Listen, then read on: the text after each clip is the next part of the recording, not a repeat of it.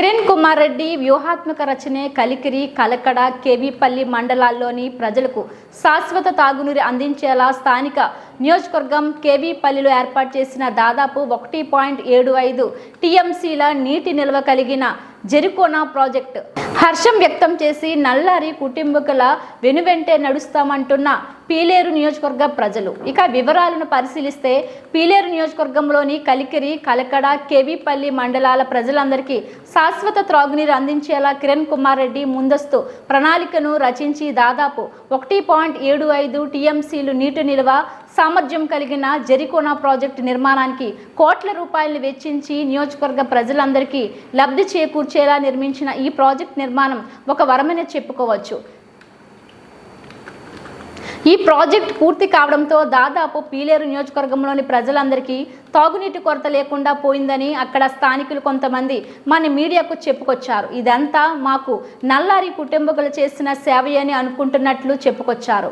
నియోజకవర్గంలోని ప్రజలందరికీ తాగునీరు అందించేందుకు ఈ జెరికోనా ప్రాజెక్టు నుంచి భారీ పైప్ లైన్ ద్వారా భారీ నీటి శుద్ధి కేంద్రాన్ని ఏర్పాటు చేసి అక్కడి నుంచి నియోజకవర్గంలో అత్యంత ఎత్తైన కొండపైకి నీటిని సప్లై చేసి అక్కడి నుంచి అన్ని మండలాలకు త్రాగునీరు అందించేందుకు కిలోమీటర్ల మేర పైప్ లైన్ వేయించడమే కాక ఇటువంటి ఖర్చు లేకుండా ప్రజలందరికీ నీటిని అందించేందుకు 25 వరకు భారీ ఓవర్ హెడ్ ట్యాంకులను కూడా నిర్మించి వాటి నుంచి ఇంటింటికి పైప్ లైన్ ద్వారా నీటిని సప్లై చేసేందుకు అన్ని ఏర్పాట్లు చేయడం జరిగిందని, స్వతంత్రం వచ్చిన దగ్గర నుంచి ఎన్నో ప్రభుత్వాలు మారిన పీలేరు నియోజకవర్గంలోని ప్రజలందరికీ నీటి ఎద్దడిని తీర్చేందుకు ఇదివరకు ఎవరూ చర్యలు తీసుకునేందుకు ముందుకు రాకున్నా నల్లారి కిరణ్ కుమార్ రెడ్డి ఆ నియోజకవర్గ అభివృద్ధి కోసం ఎనలేని కృషి చేశారని, ఆయన కుటుంబకుల వెంటే మేమంతా ఉంటామని చెప్పడంతో పాటు వారు చేసినటువంటి సేవలు విశ్వసనీయమని, ఎన్నటికీ మరువలేమని కూడా మన మీడియా బృందానికి తెలియజేశారు. ప్రజలకు అత్యంత ముఖ్యమైనది త్రాగునీరు, తర్వాత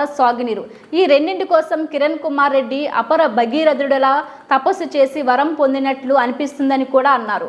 వీరు నిస్వార్థంగా ఏమాత్రం స్వలాపం చూసుకోకుండా ప్రజాశ్రేయస్సు కోసమే పాటుపడడం అనేది ఎంతో ముఖ్య విశేషం.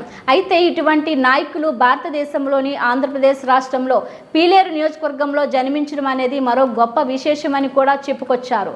అక్కడ ప్రజలు మన మీడియాకు నల్లారి కిరణ్ కుమార్ రెడ్డి చేసిన అభివృద్ధి పనుల గురించి ఒక్కొక్కటిగా వివరించి చెప్తుంటే అక్కడికి వెళ్ళిన మన మీడియా బృందానికి అత్యంత ఉత్తేజాన్ని రేకెత్తించడమే కాక ఎంతో హాయిని గొలుపునట్లు అనిపించింది. నల్లారి కుటుంబీకుల గెలుపు కోసం వారి వెనువంటే ఉంటామని చెప్పుకొచ్చారు.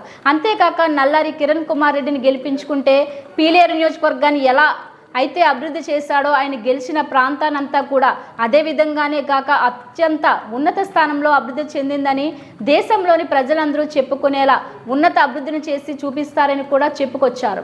మరి ఓటర్ల యొక్క అభిప్రాయాలు ఏ విధంగా ఉన్నాయో, వారి యొక్క తీర్పును ఏ విధంగా వెల్లడిస్తారో వేచి చూడాల్సి ఉంది.